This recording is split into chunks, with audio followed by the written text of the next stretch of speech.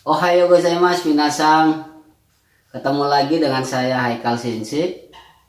Hari ini kita akan belajar tentang bagaimana cara kita menyebutkan nama-nama ruangan di sekolah dalam bahasa Jepang.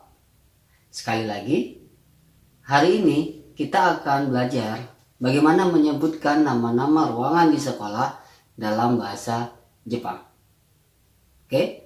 Langsung saja kita ke video pembelajaran hari ini.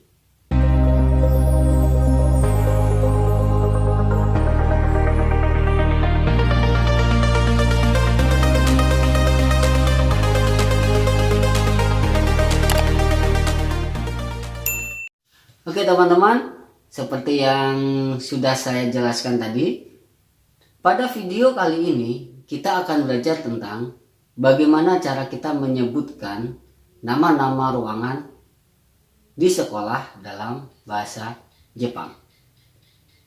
Oke, langsung saja. Sebelum kita masuk ke kosakata ruangan dalam bahasa Jepang, kita belajar dulu tentang kata tunjuk dalam bahasa Jepang. Oke teman-teman, sebelum saya masuk ke kata tunjuk dalam bahasa Jepang, saya ingin mencoba, apakah teman-teman tahu tentang kata tunjuk dalam bahasa Indonesia terlebih dahulu? Kata tunjuk tempat dalam bahasa Indonesia. Di video yang lalu kita belajar tentang kata tunjuk saja, yaitu ini, itu, dan itu. Oke ya, sekali lagi, ini, itu, dan itu. Tetapi kalau kata tunjuk tempat dalam bahasa Indonesia itu juga ada 3 teman-teman. Apa saja itu? Ya, di sini, di situ, dan di sana. Sekali lagi, di sini, di situ, dan di sana. Dalam bahasa Jepang pun ada 3 teman-teman. Sama, di sini, di situ, dan di sana. Hanya saja dalam bahasa Jepang, di sini bahasa Jepangnya adalah koko. Koko. Oke teman-teman. Selanjutnya di situ dalam bahasa Jepang adalah soko. Oke lagi, soko. Di sana jauh berarti teman-temannya. Kalau di sana itu berarti jauh. Di sana itu dalam bahasa Jepang adalah asoko. Sekali lagi, dalam bahasa Jepang adalah asoko. Oke teman-teman ya. Berarti dalam bahasa Jepang kata tunjuk tempat itu juga ada 3. Apa saja tadi? Koko, soko, dan asoko. Jadi teman-teman harus paham sebelum lanjut ke pola kalimatnya nanti. Karena kalau salah pemahamannya akan salah juga dalam penggunaannya. Sekali lagi teman-teman, koko itu artinya di sini, soko itu di situ. Namanya kita di situ berarti dekat dengan lawan bicara. Kalau asoko berarti di sana. Ya teman-teman ya. Oke, selanjutnya setelah kita belajar tentang kata tunjuk tempat dalam bahasa Jepang, hari ini kita belajar tentang nama-nama ruangan di sekolah dalam bahasa Jepang. Oke, kita langsung saja. Yang pertama, coba perhatikan gambar di samping ini. Gambar apa ini teman-teman? Ya, ini adalah gambar ruangan kepala sekolah. Sekali lagi, ini adalah gambar ruangan kepala sekolah. Apa bahasa Jepangnya ruangan kepala sekolah? Ruangan kepala sekolah dalam bahasa Jepang adalah kochoushitsu. Sekali lagi teman-teman, kochoushitsu. Oke. Ruangan yang kedua. Ruangan yang kedua adalah, coba perhatikan gambar di samping. Gambar apa kira-kira? Ya, Gambar di samping adalah gambar ruang guru. Sekali lagi, gambar ruang guru. Bahasa Jepangnya apa dalam ruang guru? Bahasa Jepang ruang guru apa? Oke, bahasa Jepang ruang guru adalah shokuin shitsu. Sekali lagi, shokuin shitsu. Lanjut, kosakata yang ketiga. Gambar apa ini teman-teman? Ya, ini adalah gambar ruangan kelas. Ruangan kelas dalam bahasa Jepang adalah kyoshitsu. Sekali lagi, kyoshitsu. Lanjut, gambar apa teman-teman yang di samping? Ya, yang di samping adalah gambar perpustakaan. Perpustakaan yang ada di sekolah. Jadi beda ya teman-teman, perpustakaan di sekolah dengan perpustakaan daerah beda. Oke ya teman-teman ya, ini adalah belajar tentang perpustakaan di sekolah.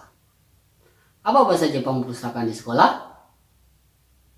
Bahasa Jepangnya adalah toshoshitsu. Sekali lagi teman-teman, toshoshitsu.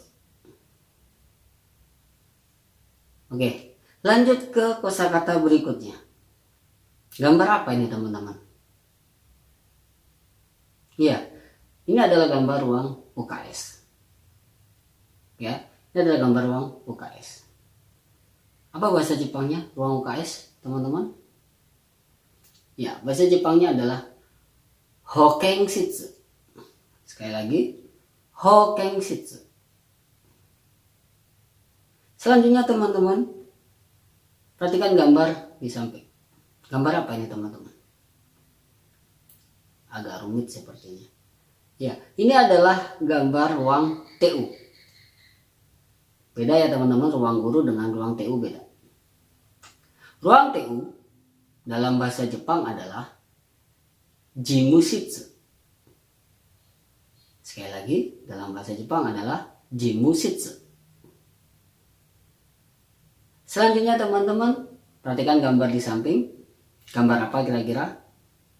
Saya rasa teman-teman pasti sudah bisa menebak. Ya, ini adalah gambar kantin. Kantin. Kantin dalam bahasa Jepang penyebutannya ada dua. Yang pertama, kantin. Tetap teman-teman. Orang Jepang ada yang menyebut kantin adalah kantin. Lalu kosakata yang lainnya untuk kantin adalah shokudo. Sekali lagi, shokudo. Ya teman-teman. Selanjutnya, perhatikan gambar di samping. Gambar apa nih teman-teman? Ya, ini adalah gambar toilet.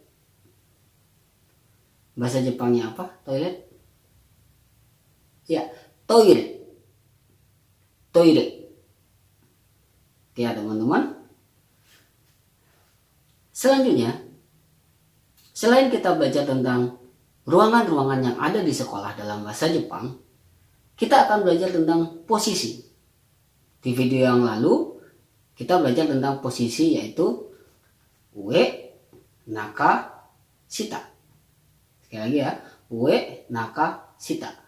Sekarang kita belajar tentang posisi yang lain. Apa itu? Posisi apa?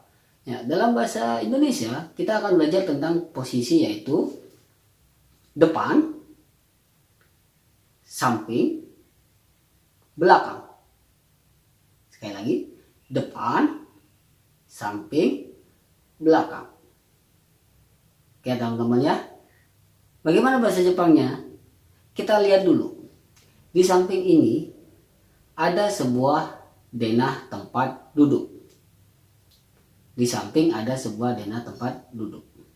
Ini supaya kita lebih gampang ya teman-teman untuk memahaminya. Ada denah tempat duduk. Perhatikan peserta nomor 6. Kita pusatkan perhatian kita di peserta nomor 6. Oke ya. Lanjut. Di depannya, di depan peserta nomor 6 itu berarti di depannya teman-teman ya, itu adalah mai. dalam bahasa Jepang, depan itu adalah mai. Ya teman-teman. Di samping nomor 6, entah itu kanan atau kiri, teman-teman, bahasa Jepangnya di samping itu adalah tonari. Bahasa Jepangnya di samping, tonari.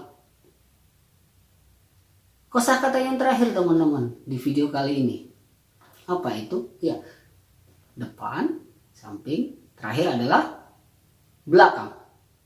Ya teman-teman ya, belakang, di belakang nomor 6. Ya teman-teman, belakang dalam bahasa Jepang itu adalah ushiro. Ushiro. Oke teman-teman ya. Itu semua adalah kosakata baru tentang ruangan di sekolah dalam bahasa Jepang. Saya harap teman-teman mulai menghafal. Kenapa? Belajar bahasa Jepang dasarnya adalah hafal tentang kosakata.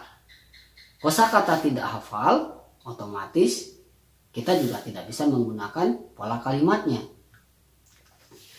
Jadi saya harap teman-teman mau menghafalkan kosakata yang telah kita pelajari tadi beserta intonasi-intonasinya. Ya teman-teman ya. Oke, sekian dulu video dari saya untuk kali ini. Jangan lupa like, share jika menurut teman-teman bermanfaat, dan subscribe. Oke teman-teman, ya mata nih.